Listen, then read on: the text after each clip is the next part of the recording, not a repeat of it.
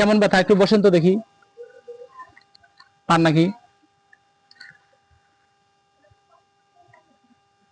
হ্যাঁ, ওঠেন তো দেখি। টাইম হয়।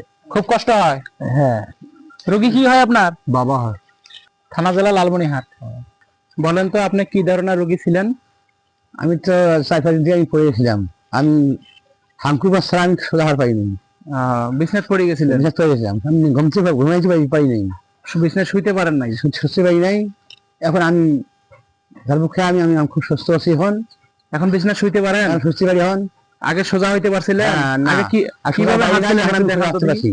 আগে কিভাবে হাঁটছিলেন একটু দেখান। আমি আগে এইভাবে হাঁটছিলাম। হ্যাঁ, ভেকড়া হয়ে হাঁটছিলেন? হ্যাঁ। তা আসেন পিছনে। এখন আমি বরাবর সোজা আসছি। আল্লাহর রহমতে সোজা হয়ে হাঁটতে পারেন? সোজা হাঁটতে পারি। তা এখন আল্লাহর রহমতে সুস্থ আপনি? এখন সুস্থ। আল্লাহ পাক রহমত করছে? হ্যাঁ। আপনার উপকার হয়েছে? উপকার হয়েছে। উপকার পাইয়া খুশি আছেন তো? হ্যাঁ, অবশ্য খুশি। আপনার নাম কি? ইমদাদুল হক। গ্রামের নাম? গ্রামের নাম মুরবাজদাও, থানা জেলা লালমনি। আপনি সুস্থ থাকেন, ভালো থাকেন, আল্লাহ হাফেজ।